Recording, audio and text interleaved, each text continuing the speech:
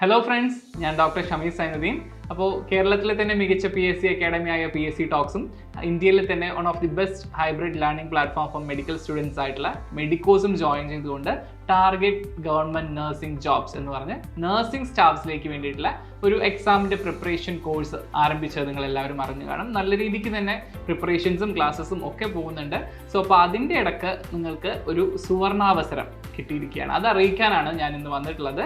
So railway recruitment ബോർഡിന്റെ staff nurse റിക്രൂട്ട്മെന്റിലേക്കുള്ള circular അവർ പുറപ്പെടുവിച്ചു കഴിഞ്ഞു. സോ അപ്പോൾ അതിൻ്റെ നോട്ടിഫിക്കേഷൻ ജൂലൈ മന്തിലാണ് നമ്മൾ എക്സ്പെക്ട് ചെയ്യുന്നത്.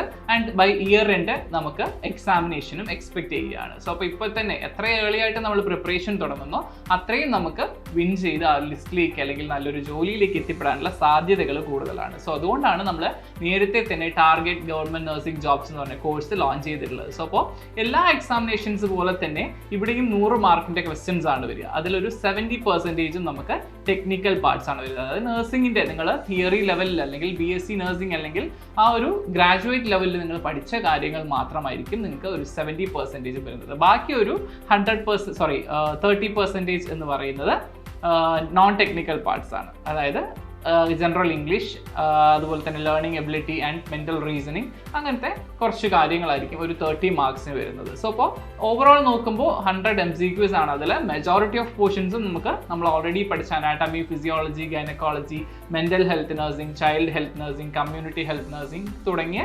സബ്ജക്ട്സിൽ നിന്നായിരിക്കും ക്വസ്റ്റ്യൻസ് കൂടുതലും വരിക.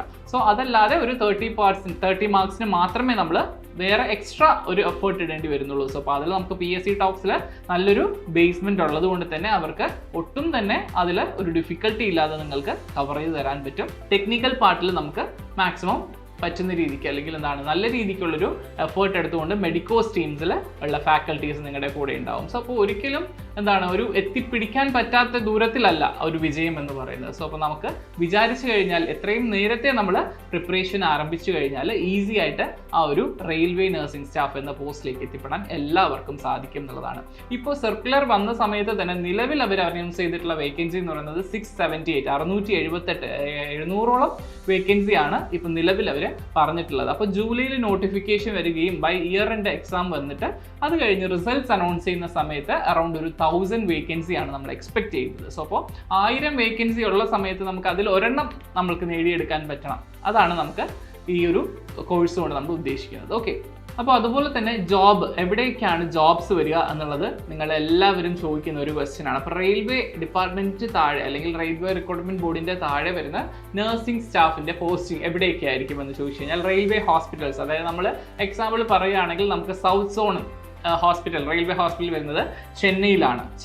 then അതുപോലെ തന്നെ ബാംഗ്ലൂരിൽ റെയിൽവേ ഹോസ്പിറ്റൽ വരുന്നുണ്ട്, ഹൂബള്ളിയിൽ വരുന്നുണ്ട്.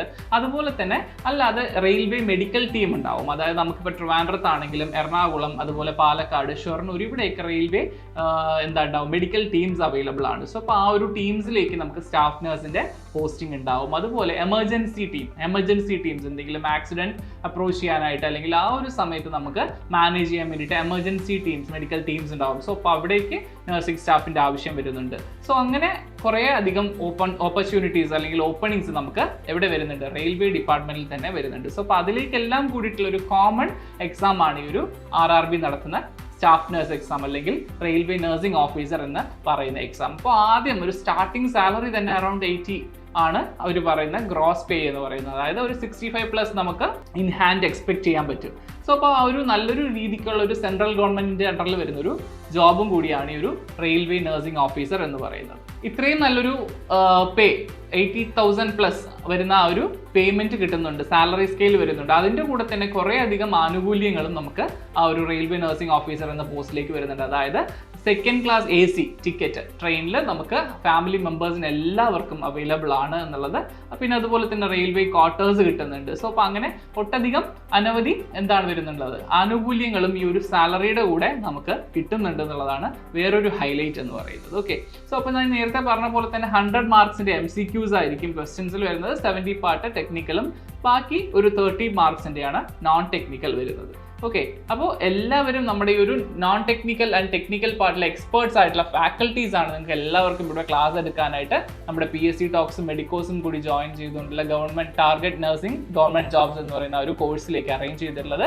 വളരെ നല്ല ക്ലാസ്സുകളാണ്, മെന്റർഷിപ്പ്, ലൈവ് ക്ലാസ്സസ്, അതുപോലെ തന്നെ recorded classes, notes, study materials എല്ലാം അവൈലബിൾ ആണ്. സോ അപ്പോൾ മേക്ക് യൂസ് ഓഫ് ദാറ്റ്. അപ്പോൾ ഇനി എന്തെങ്കിലും ഡൗട്ട്സോ കാര്യങ്ങളോ ഉണ്ടെങ്കിൽ താഴെ കമൻറ്റ് ചെയ്യുക, അല്ലെങ്കിൽ കൺസേൺ താഴെ പറഞ്ഞിട്ടുള്ള നമ്പറിലേക്ക് നിങ്ങൾക്ക് കോൺടാക്ട് ചെയ്യാവുന്നതാണ്.